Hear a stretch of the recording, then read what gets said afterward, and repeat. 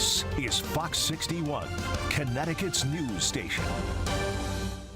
Good evening and thanks for joining us on the Fox 61 News. I'm Emma Wolforst. We begin tonight with a sudden spike in the number of robberies targeting gas stations across the state, 7 in the last 5 days. One of them happened early this morning at a Sunco gas station on East Frontage Road in East Haven. Around 4 a.m., 2 men wearing masks threw a tire jack through a glass door.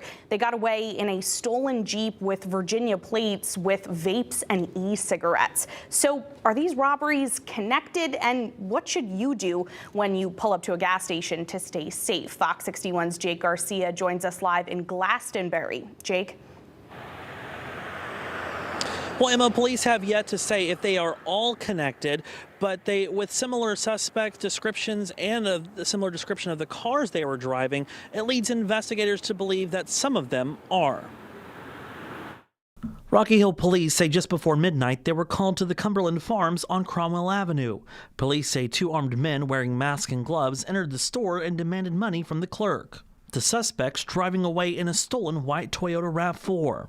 Less than an hour later, Glastonbury police responded to this mobile gas station on Main Street. Surveillance video shows the moment a suspect wearing a mask points what appears to be a gun at the owner, before making his way around the counter, shoving the clerk. Video also shows the suspect, who is wearing gloves, taking cash from the register.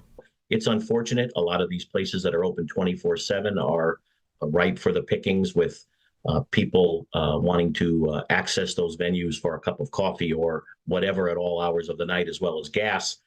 They are unfortunately very, very vulnerable in these areas with respect to robberies and snatch and grabs. In the last 5 days, there have been 7 robberies and burglaries targeting gas stations across Connecticut, including in Manchester, Guilford, Wallingford, and Wethersfield.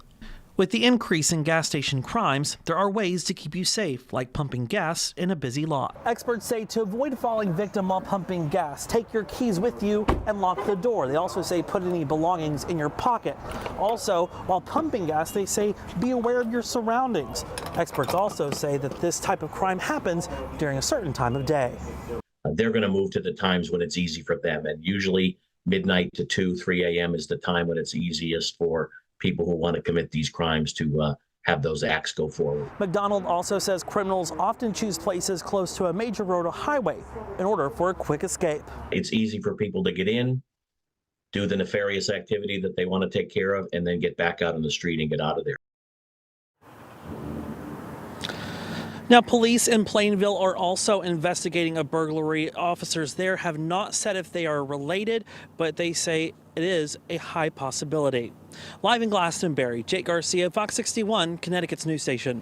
Some good tips there. Thank you so much, Jake. Turning now to the forecast. A great sequel today to yesterday's sunny weather. What a beautiful day to be outside. We spotted people out for a stroll in West Hartford, dining al fresco, taking the dog for a walk, just enjoying all that sunshine after so many cloudy, rainy days in a row. But the question tonight is, how long will this wonderful weather last us? Well, to find out, we're going to turn things over to Sam Perry with our first forecast. Sam?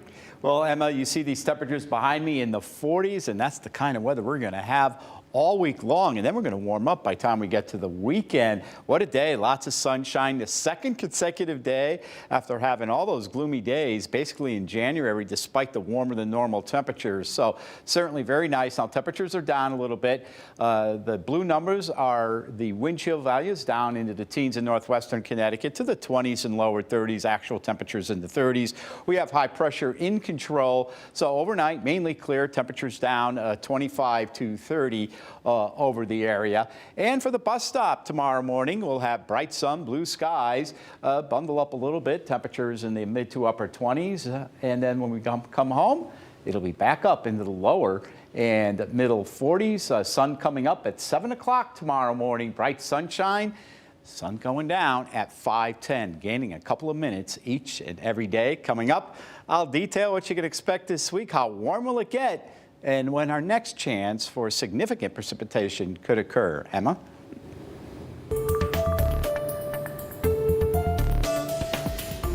Thanks so much, Sam. New tonight on Capitol Hill, the U.S. Senate released the text of a long-awaited $118 billion national security bill.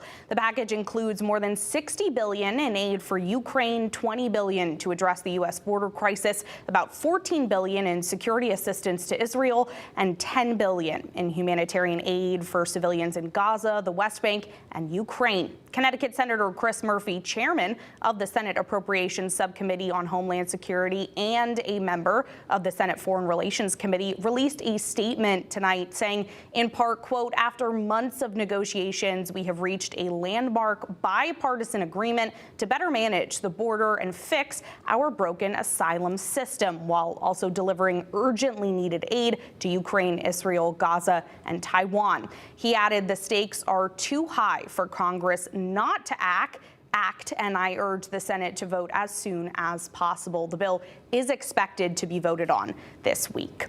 Tonight, the White House says it's not done hitting Iran-backed fighters responsible for killing 3 U.S. soldiers in Jordan a week ago. While the administration does not want to escalate the conflict into a larger war with Iran, the nation's top national security advisor would not rule out targeting Iran if provoked. Lucas Tomlinson has the latest. Funerals held Sunday in Iraq for members of an Iranian-backed militia killed by U.S. airstrikes. Officials say 16 people were killed in the attack on Al-Qaim, including civilians. The head of the group calling on the Iraqi government to expel U.S. troops from the country. Those strikes were retaliation for the killing of 3 U.S. soldiers, and the White House says it's not finished. We intend to take additional strikes and additional action to continue to send a clear message that the United States will respond when our forces are attacked or our people are killed. Saturday, American and British fighter jets hit 36 targets in Yemen linked to the Houthi rebels. The Houthis are another group backed by Iran. They've been harassing cargo ships and U.S. Navy warships in the Red Sea for months. So far, the U.S. response has only targeted those proxy groups and not Iran itself. Iran is certainly ultimately complicit because they provide the weapons, they provide the training, they provide the funding. In some cases, they probably provide some targeting assistance. The White House does not want to risk starting a full-blown war, but some believe the Iranians will view the strategy as a sign of weakness. What happens when we say, well, we're going to strike targets in Iraq and Syria, we're not going to strike targets in Iran? That gives them aid and comfort. That's not a good thing to do.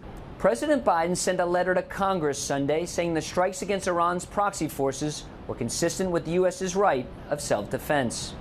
Traveling with the president in Las Vegas, Lucas Tomlinson, Fox 61, Connecticut's news station.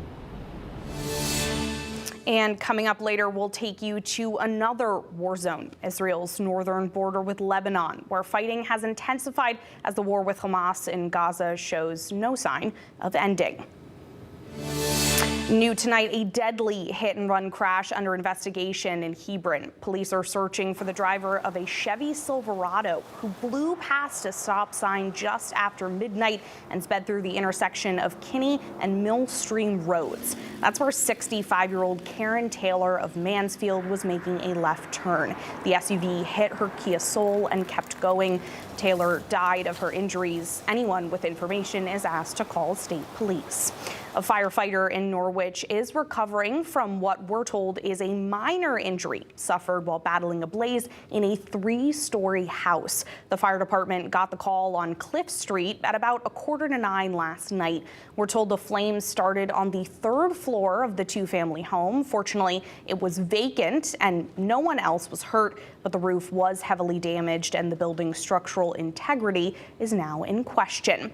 Also new tonight, the fire marshal in Ansonia is offering a reward and calling Friday's fire at the Ansonia Copper and Brass building a case of arson. Flames shot from the windows and black smoke poured into the sky as all hands responded to the 2-alarm blaze just before 5 p.m. that day. Once the flames were out, the Department of Energy and Environmental Protection was ordered to check the scene for contaminants. The reward is up to $2,500 for information leading to whoever started this fire. Hartford firefighters saved the life of a newborn baby this weekend after getting a call about an unresponsive child. We're told tonight the infant born sometime Saturday on Park Street is in critical condition. But what police learned during their investigation is the mother gave birth several hours before the call to 911. Turns out the mom had several outstanding warrants, which police have served. The father is missing, and the baby is now in the care of the Department of Children and Families.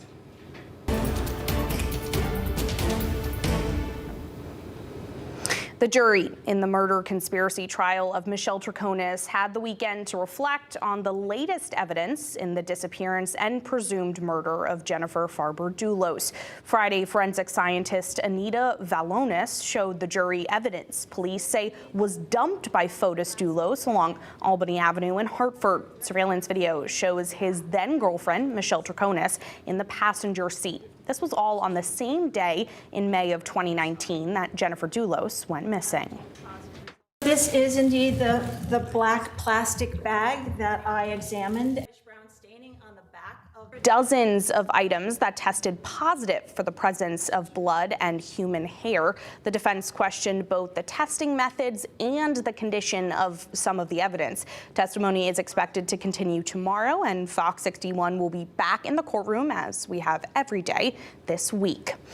This week marks 14 years since the clean energy explosion in Middletown. And today, those who mourn the 6 lives lost that awful day gathered to remember. Workers, relatives, and elected officials joined the representatives of the Connecticut AFL-CIO Health and Safety Committee in Middletown.